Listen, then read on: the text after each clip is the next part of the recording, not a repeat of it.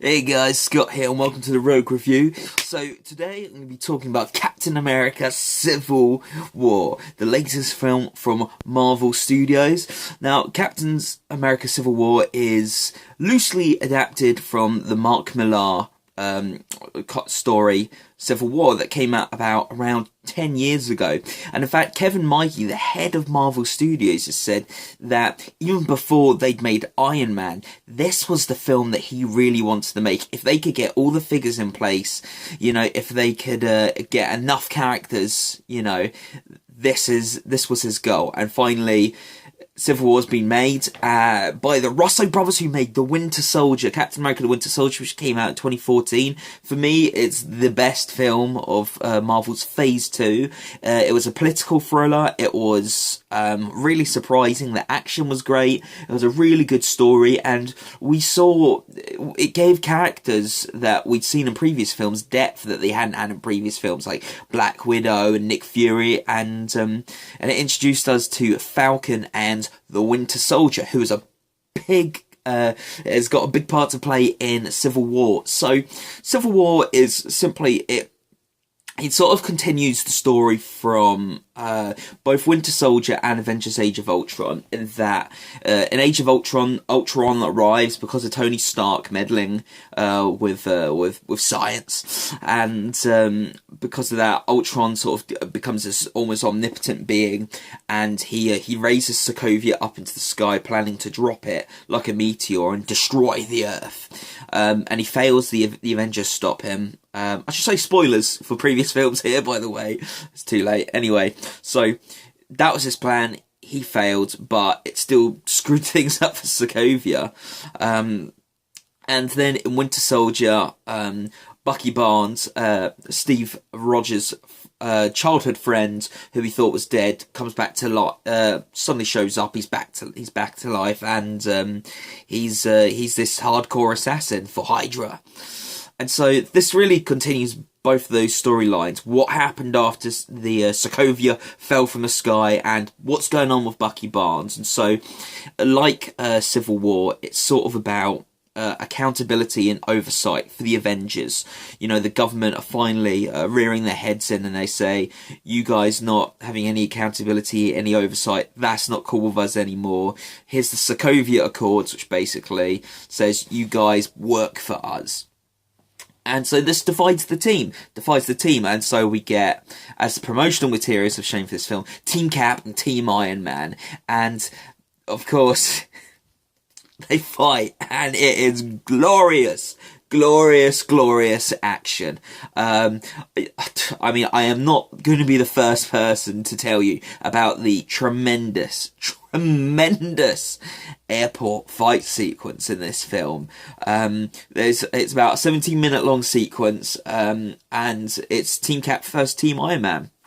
And I've been thinking about it all day. I saw this film as the first screening today. I went up the road and I saw it, and it's so much fun. Spider-Man steals this whole film, quite possibly. I mean, he's only in it for a bit, but once he's gone, I'm still thinking about Spider-Man and Ant-Man. Actually, I was not a film of Ant-Man.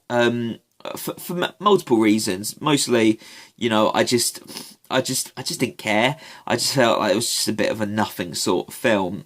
Special effects were good, but here it to me almost validates Ant-Man's existence, because Paul Rudd is so good in this film. He works so well with Captain America. I really hope we get a Captain America 4, and Paul Rudd's Ant-Man will be the supporting player like Black Widow was to him in Winter Soldier, because I love the two of them together. I think it's really funny.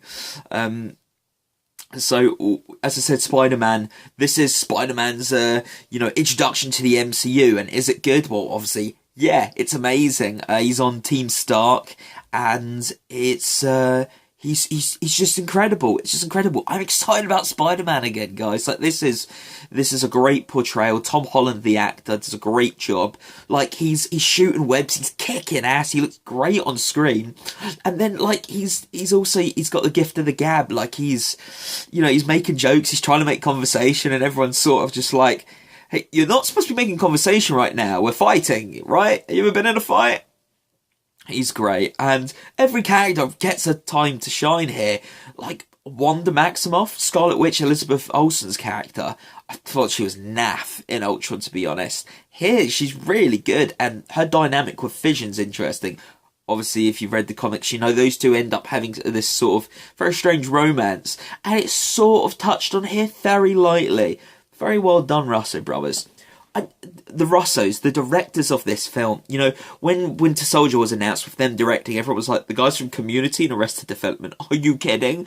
I'll tell you this, the Russo brothers have actually directed one of my favourite films. It's called Welcome to Collinwood. No one's ever heard it. Maybe I'll review it at some point. Maybe after this film they'll be more interested in their back catalogue. But it's they really know what they're doing with action. From the opening set piece at the Institute for Infectious Diseases, they just punch you in the gut with the action. Like, it really feels like a Bourne film, but with the energy of the Raid. That's sort of what the action feels like here. And every character, you know, every hero really gets to show their powers in this film. In really unique ways, and some of the action really highlights that. There's a point where Winter Soldier's running from some dudes down a stairwell, which reminded me of the scene from Daredevil Season 2, but he grabs a loose railing and swings on this railing down a couple of flights of stairs, and then lets go and goes straight out the door, and I've never seen anything like it. It was really cool, really little moment. But again, the Russos, what I really love that they do is that they tie back to previous films, and they really surprised me with some of the gaps that they cleared here. Iron Man 3, not my favourite film in the MCU, but they have a shout back to Iron Man 3, and really they clear up some of the mess that's been left. Because Iron Man 3, Tony blows up his suits to be with Pepper. Avengers Age of Ultron, he's back, you know, in the suit, and we're a bit like, what's going on?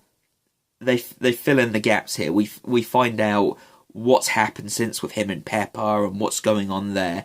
And I was just sat back. I was just like, that's brilliant. Like, they know that this is a problem in the films, and they've addressed it, which makes me feel like it's not really a problem anymore. And I love that. I really love that. And lots of other things like character dynamics. You know, they've carried on from other films. Obviously Falcon and Ant-Man met before, which was interesting. And yeah, it really feels linked to Ultron and Ant-Man and most of the previous MCU outings. Obviously, William Hurt's here, Thunderbolt Ross from The Incredible Hulk back in 2008. It's good to see him back. He mentions Banner at some point. I wish he'd referred to The Incredible Hulk like something that happened in the film.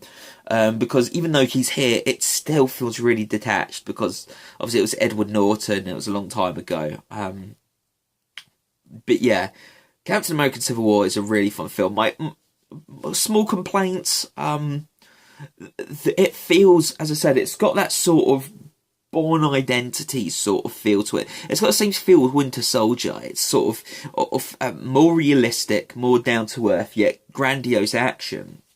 But the story doesn't really blend with that. The story's very, very comic book, very, very simple. It's, you know, it's a revenge story. It's a film about revenge, and Black Panther, I feel, really embodies that theme.